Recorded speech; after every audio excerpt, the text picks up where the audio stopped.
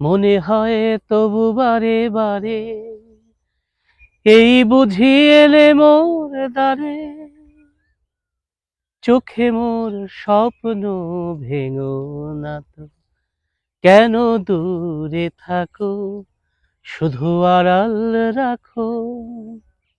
শুধু দর্শক মণ্ডলী, আমরা কেরানীগঞ্জের আড়াল করা প্রকৃতিকে আপনাদের মাঝে উপস্থাপন করতে যাচ্ছি এবং করে যাচ্ছি প্রতিনিয়ত। আপনাদের দেখানোর চেষ্টা করছি আমাদের অঞ্চলের যে বৃক্ষ বাগানগুলো।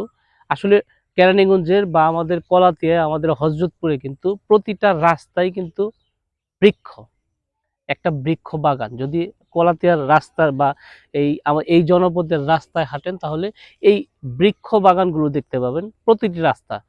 চলুন তাহলে আমরা বৃক্ষ বাগানটা দেখি, পাশাপাশি এই যে আপনাদের এই প্রকৃতির যে লীলা, কিছুক্ষণ আগে বৃষ্টি হয়েছিল, এই বৃষ্টি হওয়ার সাথে সাথেই দেখুন সবুজ, প্রকৃতিটা যে কত সবুজ হতে পারে, প্রাকৃতিক সবুজটা যে কত সুন্দর, এবং এটা আসলে কোনো কাব্যিক ভাষায়ও আমি প্রকাশ করতে পারছি না। আমরা যে জায়গাটায় অবস্থান করছি সেটা হলো আপনার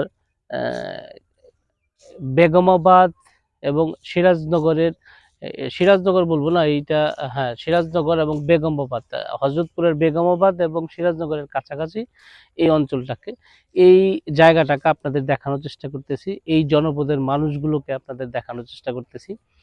এই জনপদের মানুষ এবং এই জনপদের প্রকৃতি, এই প্রকৃতির সান্নিধ্যটাকে আসলে দেখানোর জন্যই আজকে আমরা বৃষ্টিকে উপেক্ষা করে আপনাদের এই জায়গাটায় হাজির হয়েছি।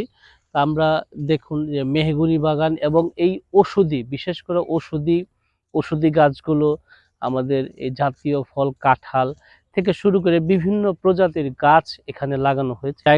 এই জায়গাগুলোকে আপনার দেখাচ্ছি, এবং এই জনপদের যারা জনপ্রতিনিধি আছে, যারা এই অঞ্চলের যারা লোকাল লোকজন আছে, তাদের আসলে প্রশংসা না করলেই নয়। আমি যে কথাগুলো বলবো সেটা হলো এই জনগণের পাশাপাশি, এই প্রতিনিধিদের পাশাপাশি যেন এই অঞ্চলে, আমরা যেহেতু মুসলিম জাতি, আমরা এই মুসলিম জাতিরা যেন এই আমাদের পাশাপাশি যে শুক্রবারে যে নামাজগুলো হয়, এই নামাজের মধ্যেও যেন অ্যাওয়ারনেসমূলক কথাগুলো নেওয়া যায়, যেন যারা এই সমাজ সংস্কার করে বা এইটা এটা কিন্তু আসলে এই এই আমাদের যারা ইমাম আছে তাদেরও কিন্তু একটা দায়িত্ব আছে। সেই দায়িত্ববোধ থেকে সবাই সবার মতো করে যদি আমরা নিজেদের দায়িত্বটা পালন করতে পারি, তাহলে আসলে আমরা সোনার বাংলা যে প্রত্যয় ব্যক্ত করেছি, সেই সোনার বাংলা করা আমাদের পক্ষে সম্ভব হবে। আজকে এই যে দেখুন প্রকৃতির যে লীলা, এই লীলাটাই আপনাদের দেখানোর চেষ্টা করব। শুধু দর্শক মণ্ডলী, আমরা চাই কলাতিয়া কেরানীগঞ্জের যে প্রকৃতির ছোঁয়া আছে, এই ছোঁয়াগুলোকেই আপনাদের দেখানোর চেষ্টা করব প্রতিনিয়ত।